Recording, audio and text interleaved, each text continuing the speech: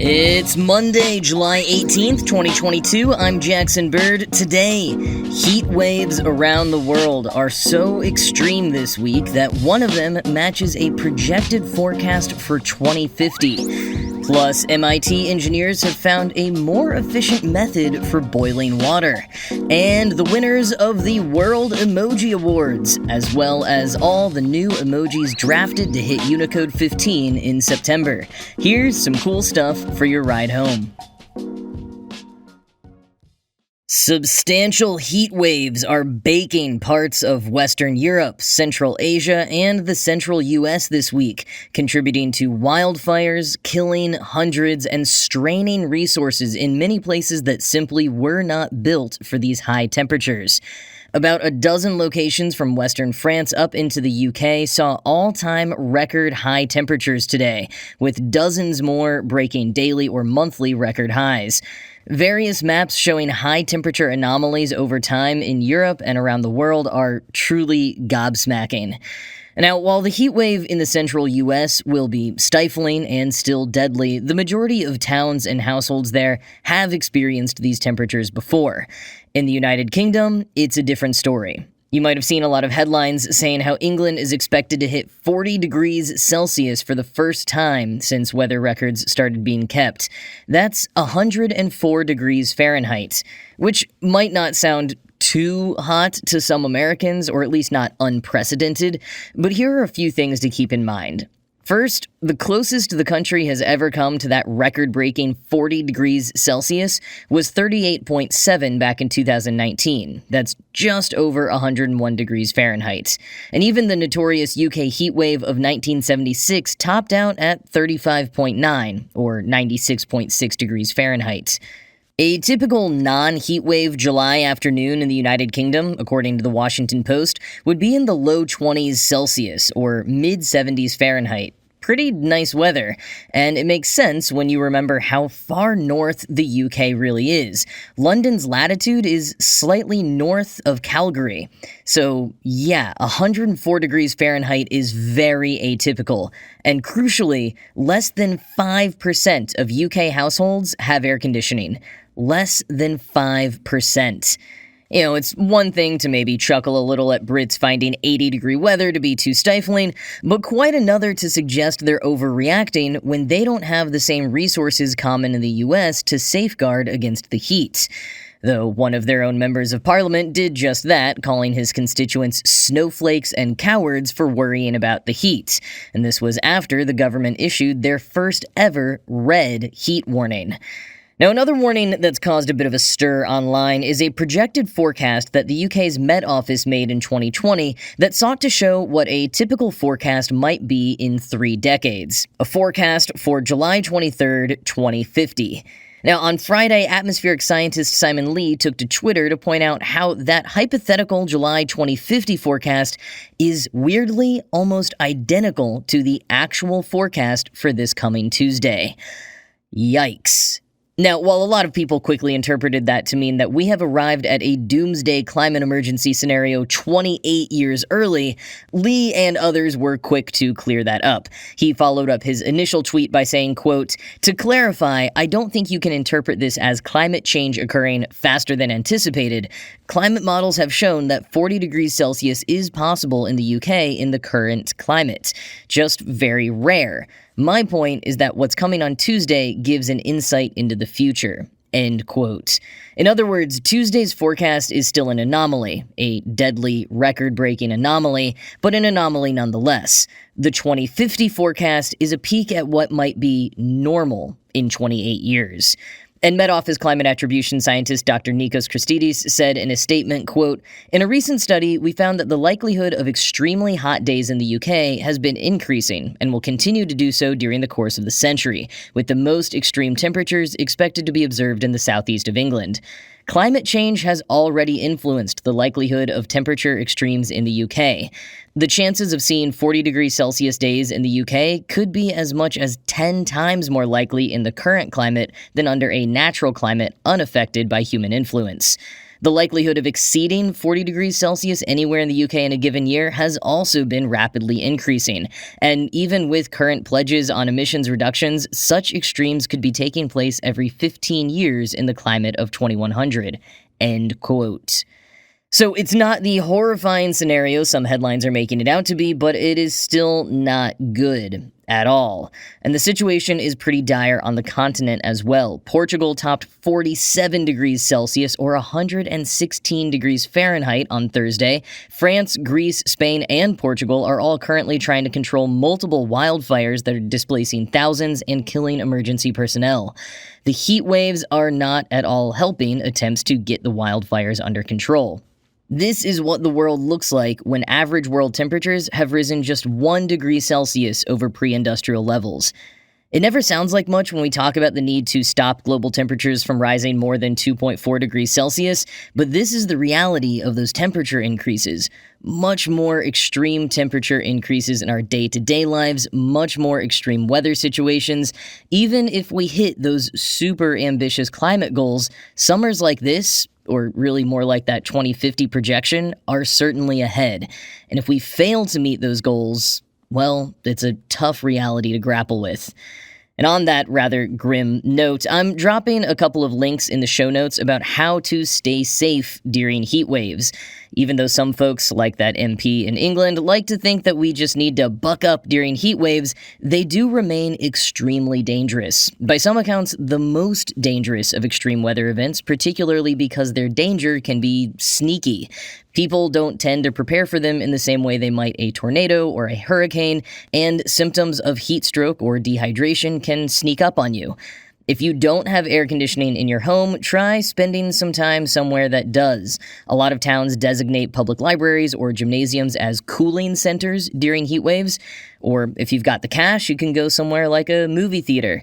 And if you are a redhead in the United Kingdom, you're in luck on that note. Today and tomorrow, Showcase Cinemas is offering free tickets and a free icy to all redheads.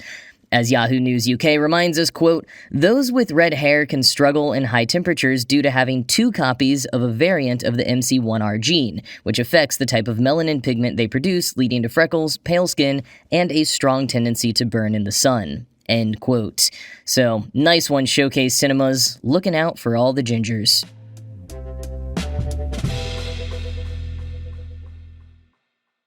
A watched pot never boils.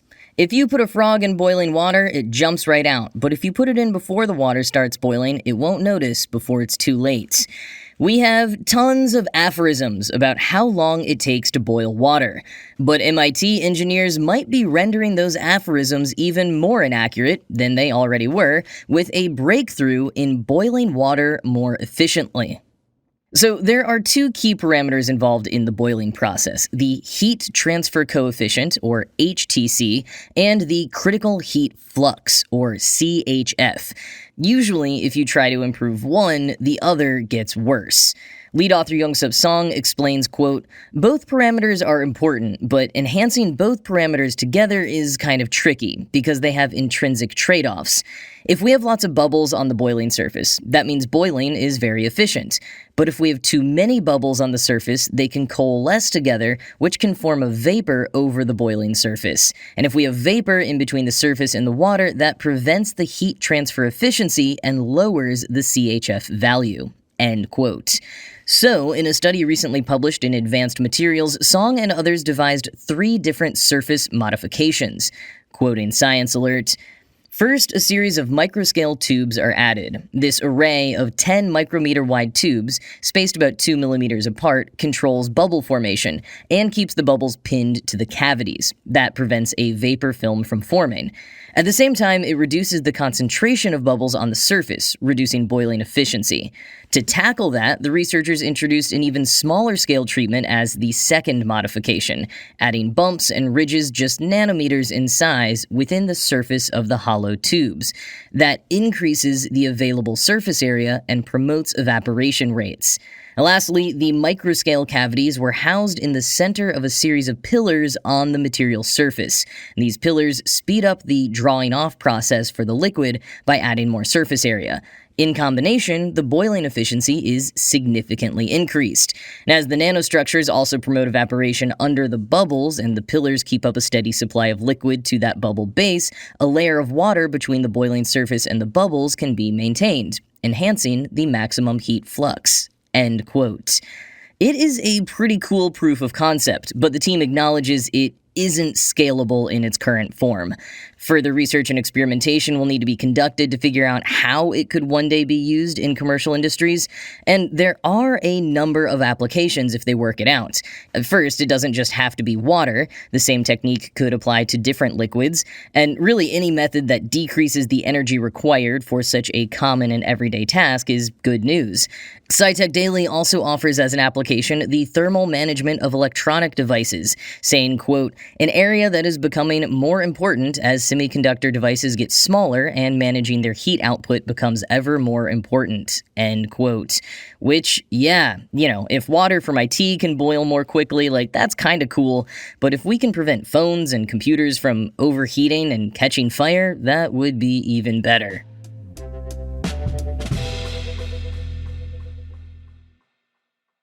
Yesterday, July 17th, was World Emoji Day, so dubbed because it is the date that displays on the calendar emoji on all devices.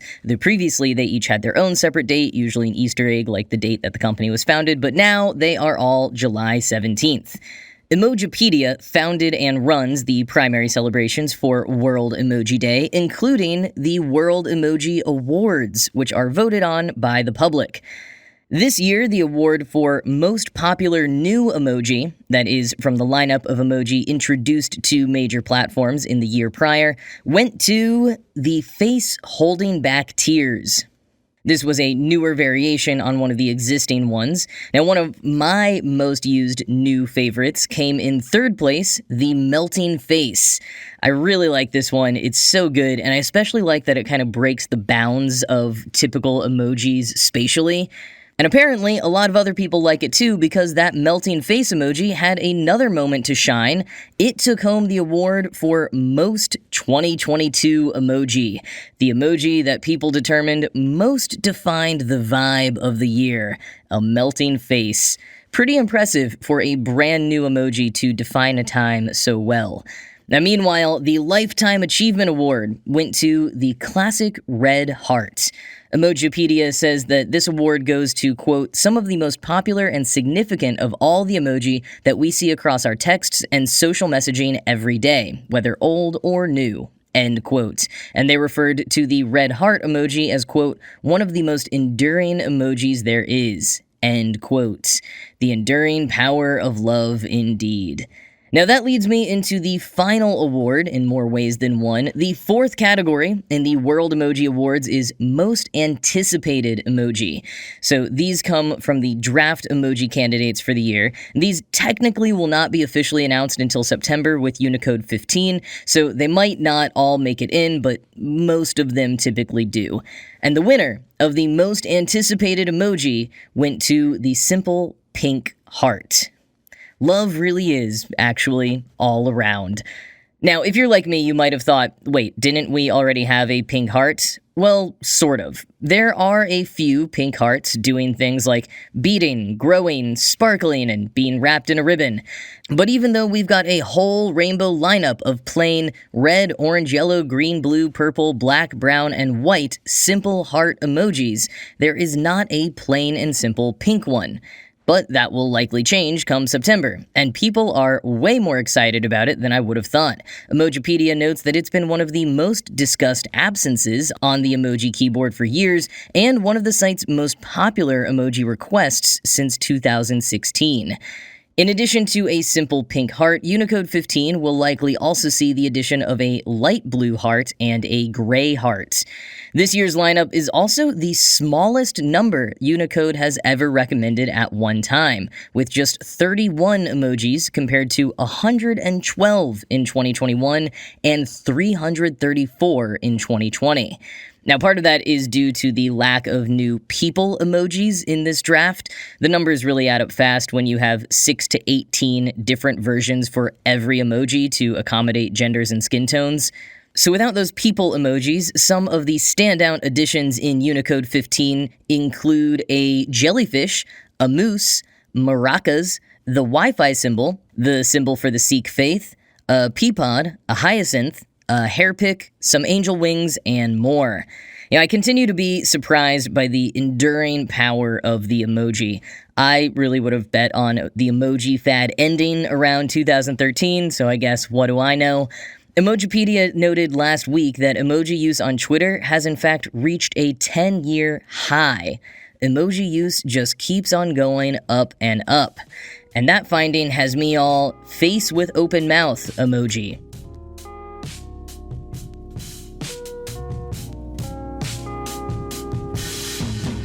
Well, that's going to be it from me for today. This show was produced by Ride Home Media. I'm Jackson Bird, and I will talk to you again tomorrow.